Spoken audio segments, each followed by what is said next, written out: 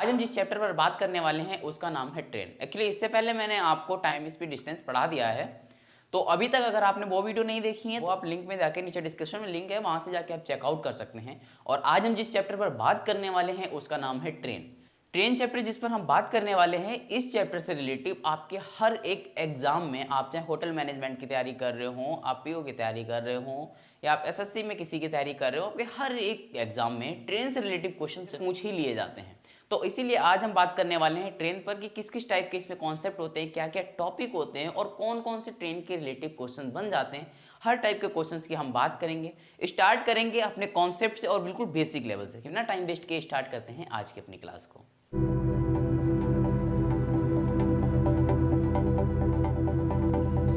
देखिए, ट्रेन की अगर बात करें तो ट्रेन से रिलेटिव आपके कुछ समथिंग 7 से 8 टॉपिक बन जाते हैं, जिसमें आपका साउंड रिलेटिव होता है, जिसमें बुलेट की जब कोई ट्रेन में बैठा आदमी बुलेट की आवाज़ सुनता है, वो एक टॉपिक बनता है। साथ में आपका एक टॉपिक बनता है जब ट्रेन एक आदमी या पेड़ या खंबे या आपको टावर को पार करती है, एक टॉपिक ये होता है। दूसरा टॉपिक आप में बनता है कि कब ट्रेन कभी किसी पुल को पार कर रही होगी, या किसी प्लेटफॉर्म को पार कर रही होगी, या टनल को पार कर रही होगी। दूसरा टॉपिक इसमें होता है। तीसरा, ट्रेन आपस में एक दूसरे की दिशाओं में आ रही होंगी। मैंने पढ़ाया था ना, अगर आपने पहली वाली वीडियो देखी होगी तो मैंने उसमें बताया था जब एक दूसरे की तरफ दो बंदे आते हैं, सेम इसी कॉन्सेप्ट पे आता है ये ट्रेन वाला क्वेश्चन, है ना। इसी में आपको होता है कि कभी आदमी होगा जो ट्रेन की दिशा में चल रहा होगा, या ट्रेन की दिशा में जाए अपोजिट दिशा से आ रहा होगा। ऐसे करके कुछ आपके 7 से 8 टॉपिक बनते हैं ट्रेन से रिलेटिव। हम एक एक करके हर एक टॉपिक को कवर करेंगे, ठीक है। लेकिन आपको इसके लिए करना क्या होगा, आपको इसकी सारी वीडियो देखनी होगी, क्योंकि मैं इतना सारा कुछ एक वीडियो में एक्सप्लेन नहीं कर सकता। धीरे धीरे करके आपको इसमें वीडियो प्रोवाइड होती रहेंगी, जो भी इसकी वीडियो आगे आती रहती हैं वो सारी वीडियो आपको देखते रहना होगा, है ना। तो हम एक एक टॉपिक करके कवर करेंगे, देखते हैं। सबसे पहले आज की क्लास में हम सीखने वाले हैं इसका कॉन्सेप्ट। ट्रेन से रिलेटिव हमारा कॉन्सेप्ट क्या बनता है। तो देखिए, ट्रेन भाई, इसमें आर्ट की बहुत बड़ी महत्ता है। तो ट्रेन वाले क्वेश्चंस में आर्ट बड़ी इंपॉर्टेंट है भाई। चलिए, जैसे भी है आर्ट बनाता हूं।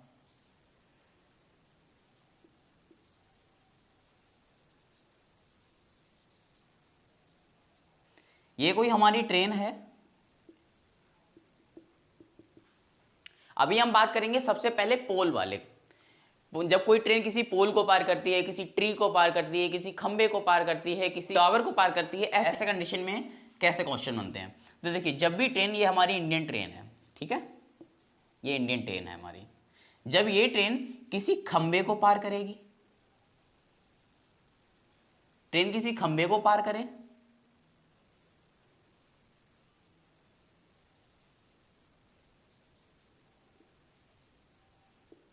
चलिए बढ़िया बन गया, किसी पेड़ को पार करे,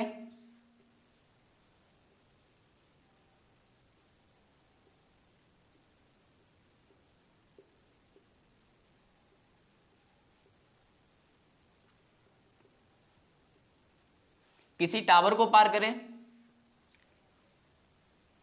या किसी आदमी को पार करे।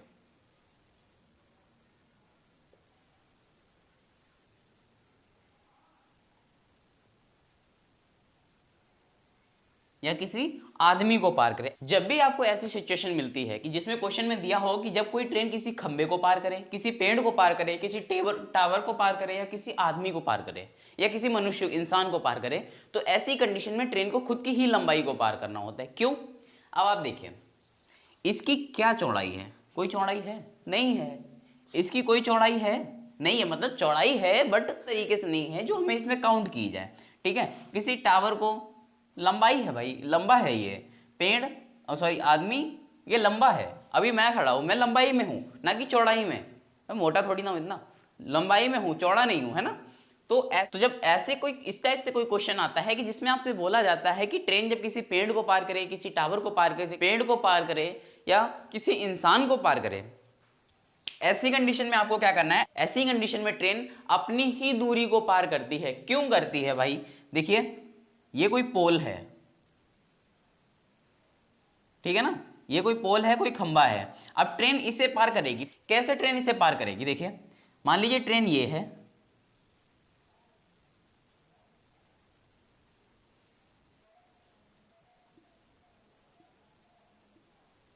ठीक है, ये कोई ट्रेन है।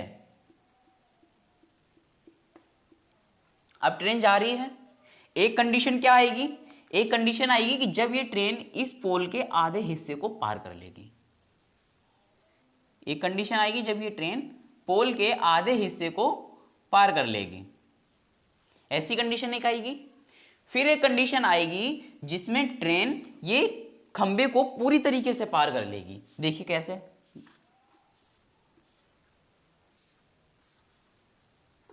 इसमें एक कंडीशन आपकी आएगी कि जब ट्रेन इस तरीके से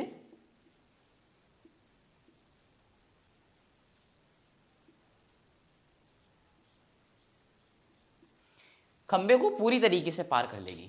तो देखिए जब इसने खंबे को पार किया, ट्रेन ने जब खंबे को पार किया तो ट्रेन अपनी ही लंबाई को तय करते हुए खंबे को पार करती हुई गई। अगर मैं यहां पे खड़ा हूं और मेरे पास से कोई ट्रेन निकलती है तो ट्रेन क्या है, अपनी ही लंबाई को पार करते हुए जाएगी। मेरी चौड़ाई को वो 15 मिनट तक पार करती रहेगी, ऐसा नहीं है ना, क्योंकि मेरी चौड़ाई क्या है। तो इसीलिए ट्रेन जब किसी भी मनुष्य, किसी टावर, किसी पेड़ या किसी खंबे को पार करती है तो उसे खुद की ही लंबाई को पार करना होता है। ठीक है, चलिए आप ये बात तो समझ गए। और भाई साथ साथ में ना आप नोट्स बनाते चलिए, क्योंकि अगर आपके नोट्स तैयार होंगे तो काफी अच्छा रहेगा, कभी भी आप रिवीजन कर सकते हैं। चलिए देखिए दूसरी कंडीशन क्या होती है। दूसरी कंडीशन, मान लीजिए हमारी कोई ट्रेन है,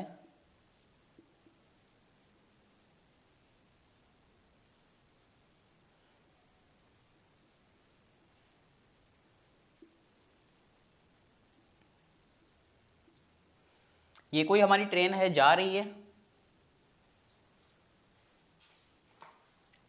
जा रही है भाई हमारी ट्रेन। अब इसने क्या किया कि ये ट्रेन किसी प्लेटफॉर्म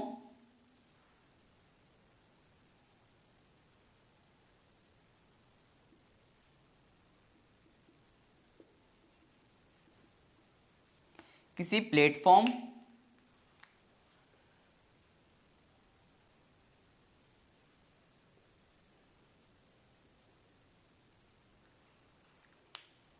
किसी पुल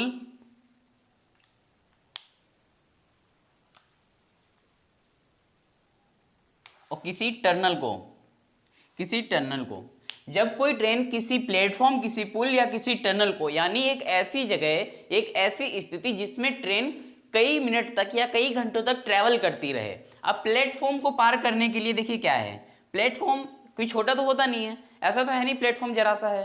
प्लेटफॉर्म कई बार आपने देखा होगा कि प्लेटफॉर्म इतने बड़े होते हैं कि ट्रेन पूरी निकल जाती है और प्लेटफॉर्म खत्म ही नहीं होता है ना, ट्रेन पूरी चली गई और प्लेटफॉर्म खत्म ही नहीं हुआ। तो ऐसे भी होते हैं कई बार। तो ऐसी कोई भी चीज जो ट्रेन से ज्यादा लंबी या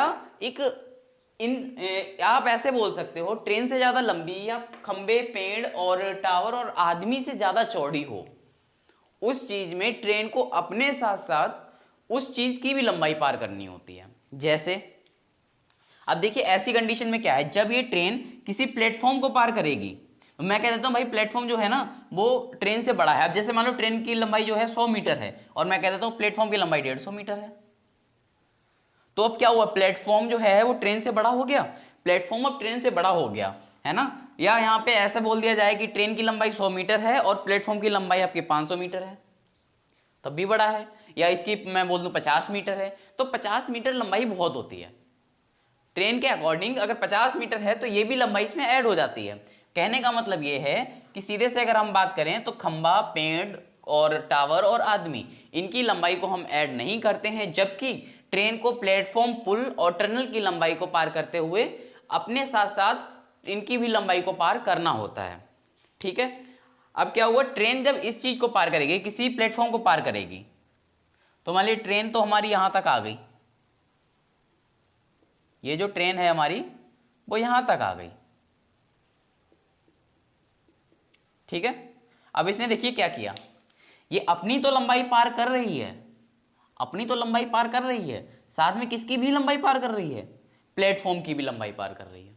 देखिए ना यहां पे दिया है ना, ये अपनी लंबाई तो पार कर ही रही है, साथ में प्लेटफॉर्म की भी लंबाई को पार कर रही है ना। तो ऐसी सिचुएशन में ट्रेन को अपने साथ साथ उन चीजों की भी लंबाई को पार करना होता है। अपने साथ साथ पुल हो, प्लेटफॉर्म हो, टनल हो, इनकी भी लंबाई को पार करना होता है। अब सर इन्हें समझे कैसे कि हाँ इन्हें लंबाई पार करें, ये तो आपने एक एक्सप्लेन कर दिया।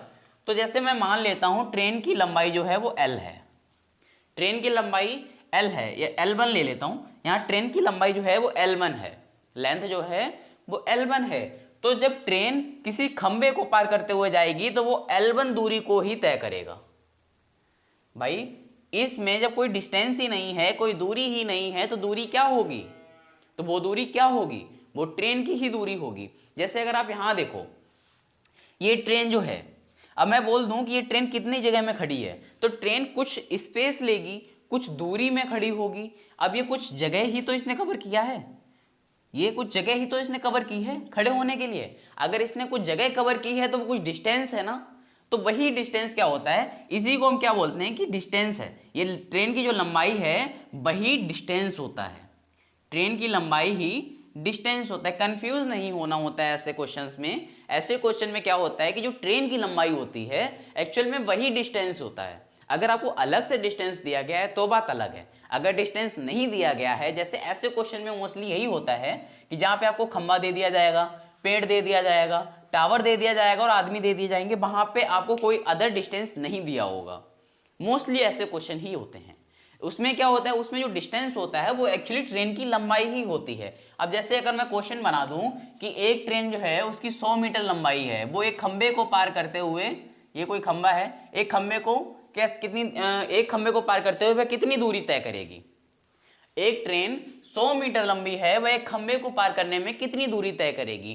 तो भाई 100 मीटर ट्रेन है ना, 100 मीटर लंबी ट्रेन है, बुलेट ट्रेन बन गई, और एक ये खंबा है, इसे पार करते हुए अपनी ही तो दूरी तय करेगी। क्योंकि अभी हमने समझा कि जब ट्रेन खंबे को, पेड़ को, आदमी को या टावर को पार करती है तो उसे खुद की लंबाई को ही पार करना होता है।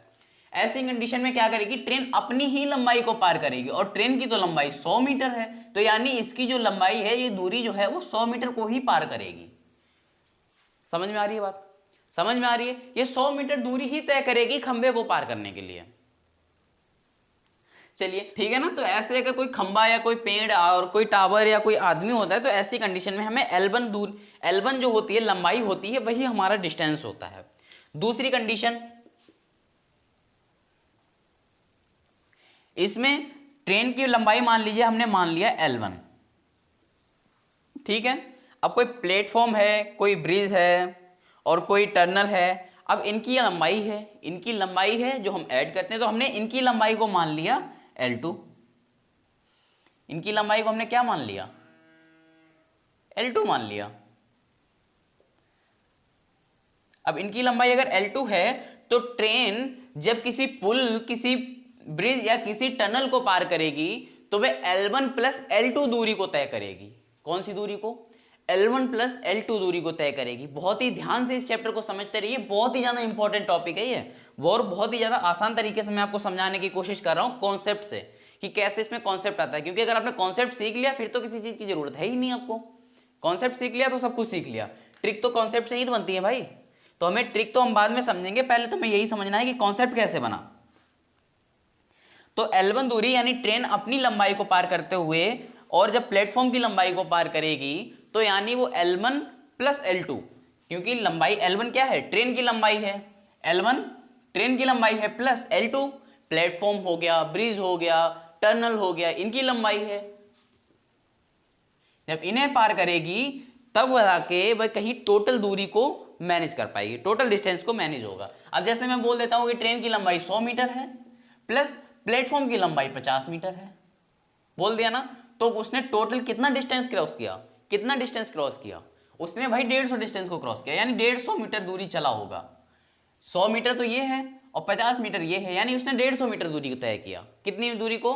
150 मीटर की दूरी तय किया। भाई मेरा मतलब यही तो है, ये कोई मान लीजिए प्लेटफॉर्म है, ये क्या है, प्लेटफॉर्म है। अब इस प्लेटफॉर्म से मान लीजिए ट्रेन आई, ट्रेन खड़ी हुई, अब ट्रेन चल दी, तो लास्ट में ट्रेन कब पुल को पार करेगी, प्लेटफॉर्म को कब वो पार कर पाएगी? जब वो उसका आखिरी डिब्बा यहां होगा।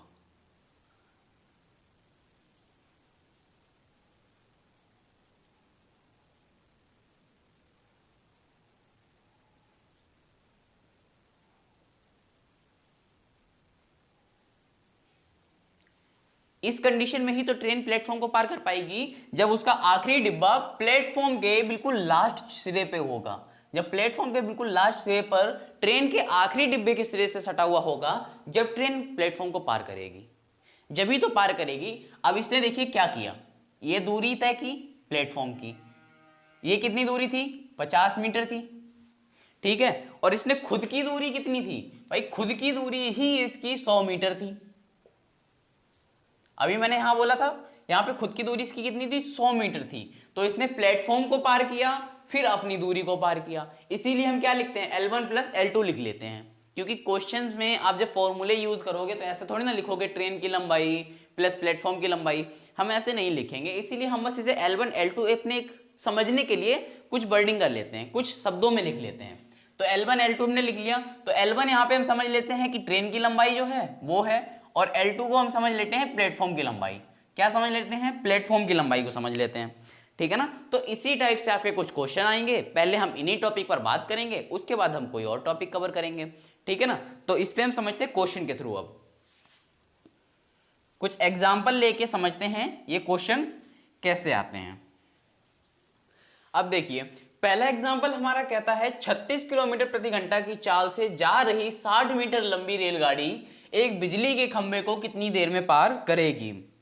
कितने किलोमीटर से जा रही है, 36 किलोमीटर प्रति घंटे की रफ्तार से, और पार किसे कर रही है, बिजली के खंभे को।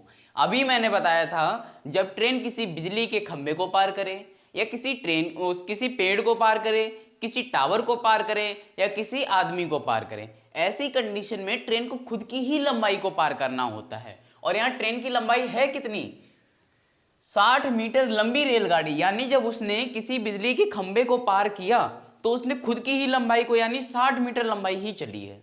कितनी लंबाई चली है, 60 मीटर लंबाई चली है। तो देखिए सबसे पहले, अब मैं आपसे फिर कह रहा हूं कि अगर आपने अभी तक हमारी पुरानी वीडियो को नहीं देखा है तो वो पहले चेकआउट कर लीजिए, क्योंकि इसे टाइम स्पीड डिस्टेंस के बाद लाने का एक ही मोटिव है, आपको कंफ्यूजन ना हो, आपके मन में कोई डाउट ना रहे, क्योंकि ये चैप्टर आपके टाइम स्पीड डिस्टेंस से ही रिलेटिव है और उसी से रिलेटिव बना के मैं इसे आगे करवाने वाला भी हूँ। टाइम स्पीड डिस्टेंस काफ़ी अच्छी तरीके से मैंने पढ़ाया हुआ है। अगर आपने अभी तक नहीं देखी है तो आपको सारी लिंक जो हैं, जितनी भी वीडियोस की हैं, सारे की लिंक आपको डिस्क्रिप्शन में मिल जाएगी। वहां से जाके पहले आप एक बार उसे जरूर देख लें, क्योंकि इसमें भी वही कॉन्सेप्ट यूज होगा, कुछ वही कॉन्सेप्ट यूज होगा, वही तरीके यूज होने वाले हैं, ठीक है ना। तो देखिए अब बोला क्या गया है कि 36 किलोमीटर प्रति घंटा की चाल से और 60 मीटर रेलगाड़ी है। तो हमें क्या करना है कि 36 किलोमीटर जो है ना, इसे मीटर प्रति सेकंड में चेंज कर लेंगे, ठीक है। तो 36 मीटर प्रति सेकंड में चेंज करना है तो 5/18 से गुणा करना होगा।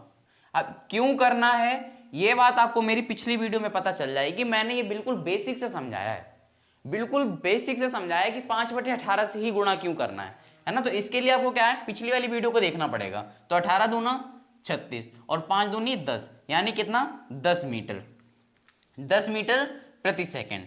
अब इसकी चाल क्या है, 10 मीटर प्रति सेकंड। पूछा क्या गया है कि खंबे को कितनी देर में पार कर लेगी, यानी टाइम पूछा गया है। क्या पूछा गया है, टाइम पूछा गया है। अब देखिए फिर वही बात आ गई, अब यहाँ टाइम का फॉर्मूला लगना है। अब मैंने ये भी आपको पिछली वीडियो में बताया है कि टाइम स्पीड डिस्टेंस का फॉर्मूला कैसे बना, ये सारे फॉर्मूले कहाँ से आए और हम यही फॉर्मूले क्यों यूज करें, ये सारी चीजें मैंने कंफर्म की हैं। तो आपको वो वीडियो की लिंक, वो वीडियो अगर आप देख लोगे तो आपके इससे रिलेटेड जितने भी डाउट हैं 110% क्लियर हो जाएंगे। और फिर भी अगर कोई कंफ्यूजन रहती है तो कमेंट बॉक्स में कमेंट करके पूछ सकते हैं, ठीक है ना।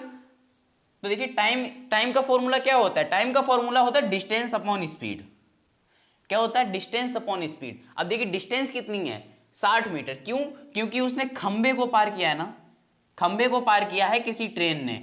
अब जब उसने खंबे को पार किया तो इस कंडीशन में वो अपनी ही दूरी को पार करते हुए गई है, अपनी ही दूरी को पार किया है, क्योंकि खंबे की कोई दूरी नहीं है, पेड़ की कोई दूरी नहीं है, टावर की कोई दूरी नहीं है, मनुष्य की कोई दूरी नहीं है। तो जब उसने ऐसी कंडीशन हुई तो उसने क्या किया, अपनी ही दूरी को पार किया, और अपनी ही दूरी को पार किया यानी वही उसकी डिस्टेंस है, वही उसकी क्या है, वही उसकी डिस्टेंस है। तो डिस्टेंस हो गई 60 अपॉन स्पीड, कितने किलोमीटर प्रति घंटा। अभी हमने निकाला था किलोमीटर प्रति घंटा को हमने मीटर प्रति सेकंड में चेंज किया तो 10 मीटर प्रति सेकंड, ठीक है। अब बस सिंपली डिवाइड कर दो, तो कितने में पार कर लेगी, 6 सेकंड में पार कर लेगी, कितनी देर में? 6 सेकंड में पार कर लेगी। समझ में आया? क्या किया मैंने? सबसे पहले देखा कि 36 किलोमीटर प्रति घंटा दिया गया है स्पीड। अब हमें चेंज कैसे करना है ये कैसे पता चलेगा? तो ये आपको समझना पड़ेगा। क्वेश्चन को समझना एक आर्ट है, कला है। मैंने आपको बताया, ये हम अपने हर एक वीडियो में यूज करते हैं कि क्वेश्चन को समझना एक आर्ट है, कला है। तो भाई क्वेश्चन को हम ऐसे ही समझेंगे कि क्वेश्चन हमारा आंसर क्या दे रहा है। आंसर 4 ऑप्शन होंगे। आपको अगर किलोमीटर में दे रहा है तो उसी में ले जाओ, मत चेंज करो। और अगर मीटर प्रति सेकंड में दे रहा है तो उसे चेंज कर लो। ठीक है, फिलहाल में मैंने यहाँ पे आपको ऑप्शन नहीं दिए हैं, लेकिन इसे चेंज करना था। ठीक है, मीटर प्रति सेकंड से किलोमीटर में चेंज करने का यही पहचानने का तरीका होता है। ठीक है ना? तो मैंने किया क्या, सबसे पहले 36 किलोमीटर प्रति घंटा को मीटर प्रति सेकंड में चेंज कर लिया 5/18 से गुणा करके। 18 दूना 36 होता है, 5 दूनी 10 होता है, 10 मीटर प्रति सेकंड आंसर। इसमें आ गया स्पीड हमारी। अब टाइम का स्पीड, क्योंकि हमसे पूछा गया था कितनी देर में पार करेगा, टाइम पूछा गया ना कितनी देर में पार करेगा, टाइम पूछा गया। तो टाइम का फॉर्मूला होता है डिस्टेंस अपॉन स्पीड। डिस्टेंस हमने निकाला है 60 मीटर, क्योंकि उसने अपनी ही लंबाई को पार किया है, इसीलिए 60 मीटर अपॉन स्पीड क्या है 10 मीटर प्रति सेकंड, क्योंकि अभी हमने देखा 10 मीटर प्रति सेकंड निकाला है। अब बोलोगे सर वहां पे सिर्फ सेकंड ही क्यों आया? सोचने वाली बात है। क्वेश्चन करो, क्वेश्चन करोगे जब ही आंसर मिलेगा, है ना? जितना डिस्कशन करोगे उतना ज्यादा आसान हो जाएगा आपके लिए मैथ को समझना, क्योंकि डिस्कशन से ही आपको अगली चीजें समझ में आती हैं, अच्छी चीजें समझ में आती हैं। तो भाई यहाँ पे 60 है, यहाँ पे 10 है, ये बोला गया है मीटर में, ये दिया गया है मीटर प्रति सेकंड में। मीटर से मीटर, 0 से 0 कैंसिल होगा, तो कितना आ जाएगा? 6 सेकंड। कितना आ जाएगा? 6 सेकंड। डिस्कशन करोगे जब ही चीजें समझ में आएंगी और जल्दी याद हो जाएंगी, जल्दी समझ में भी आ जाएंगे। ठीक है, अब चलिए इसी क्वेश्चन में मैं आगे कह देता हूं कि वो किसी प्लेटफॉर्म को पार करती है। ऐसी कंडीशन में क्या करेंगे? चलिए ये भी समझ लेते हैं। और भैया अगर वीडियो अच्छी लग रही है, आपको चीजें समझ में आ रही हैं, अगर आपको लग रहा है कि आपके काम की कोई वीडियो आपको मिल रही है, तो लाइक वाइक करते चलो, और पसंद आ रहा हो तो चैनल को भी सब्सक्राइब कर लो। चलिए अब गुफा है, गुफा टनल भाई, अब इसे कितनी देर में पार करेगी? तो भाई देखिए, ट्रेन सबसे पहले 36 किलोमीटर में है ना, मीटर प्रति सेकंड में चेंज करने के लिए 5/18 से गुणा, 18 दूनी 36, 5 दूनी 10 मीटर प्रति सेकंड, 5 दूनी 10 मीटर प्रति सेकंड। इतनी ही स्पीड में आप निकालोगे। अगर आपने हमारी पिछली वीडियो को देखा है तो इतनी ही स्पीड में आप कैलकुलेट करोगे। ठीक है, दूसरा बोला गया है कि 60 मीटर लंबी रेलगाड़ी, क्योंकि अब भाई एक रेलगाड़ी ये है, चीजों को समझिए, ये रेलगाड़ी है, इसकी लेंथ कितनी दी है? 60 मीटर। 7 मीटर लेंथ है ना, और बोला गया है एक गुफा को। अब मान लीजिए ये कोई गुफा है जिसमें रेलगाड़ी प्रवेश करने वाली है।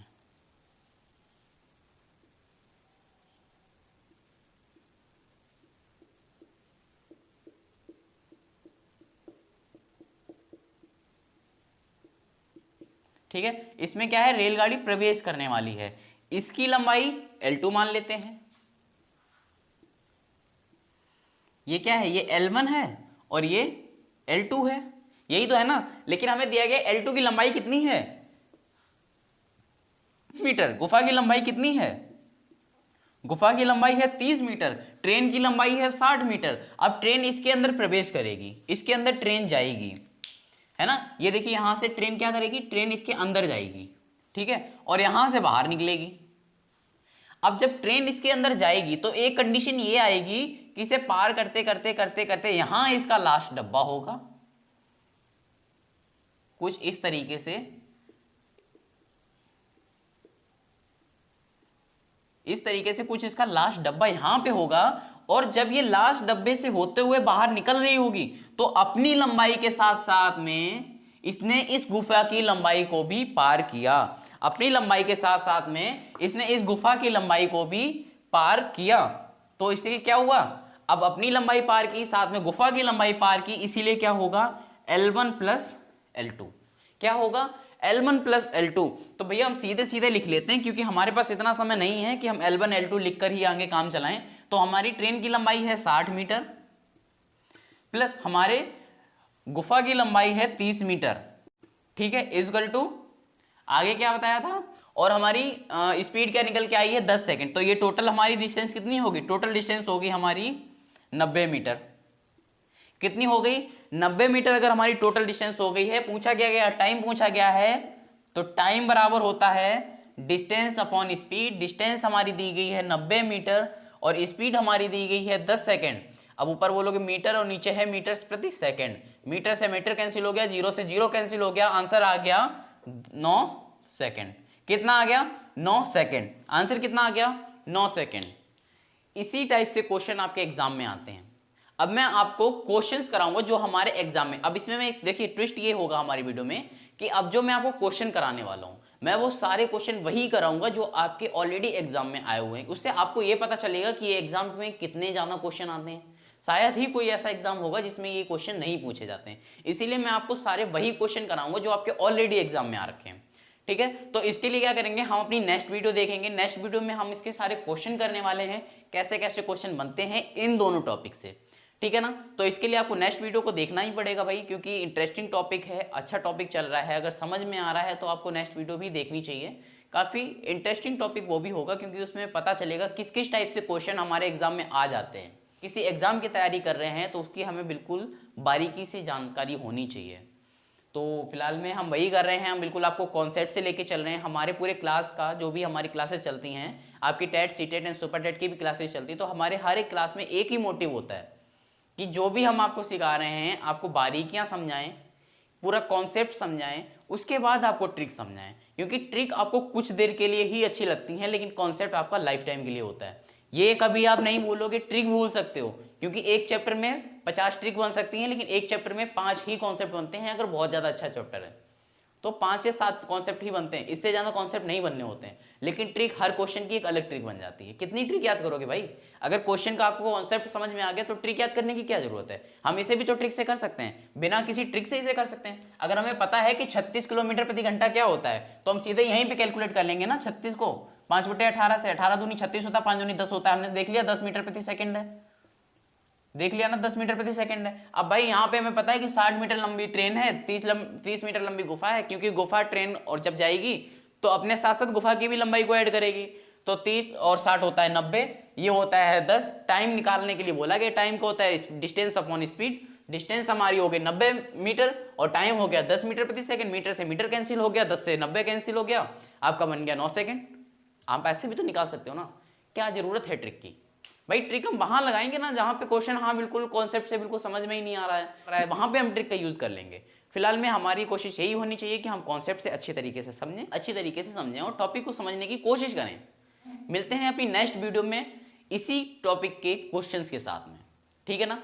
नेक्स्ट वीडियो देखना बिल्कुल मत भूलिएगा। और अगर अभी तक आपने हमारी पुरानी वीडियो नहीं देखी है तो डिस्क्रिप्शन में लिंक है, वहां से जाके आप बिल्कुल चेकआउट कर सकते हैं, क्योंकि वो अगर आपने देख लिया तो इसमें रिलेटिव आपको कोई डाउट नहीं होगा, इसकी गारंटी मैं लेता हूं। ठीक है ना, आपको इसमें रिलेटिव कोई भी डाउट नहीं होगा। और कोई भी अगर आप चैप्टर पढ़ना चाहते हैं, कोई अलग से आपको चैप्टर समझ में आ रहा है कि अभी आप जैसे ट्रेन है, अगर अगला चैप्टर आप चाहते हैं कि कोई और चले, तो आप मुझे कमेंट बॉक्स में कमेंट करके बताएं कि अगला चैप्टर आप कौन सा पढ़ना चाहते हैं। मैं उसी चैप्टर पर आपको वीडियो प्रोवाइड कराऊंगा, ठीक है ना? साथ साथ में आपके करंट अफेयर की भी क्लासेस स्टार्ट होने वाली हैं, तो चैनल को सब्सक्राइब कर लीजिए, बेल आइकन को प्रेस कर लीजिए। Thank you for watching this video.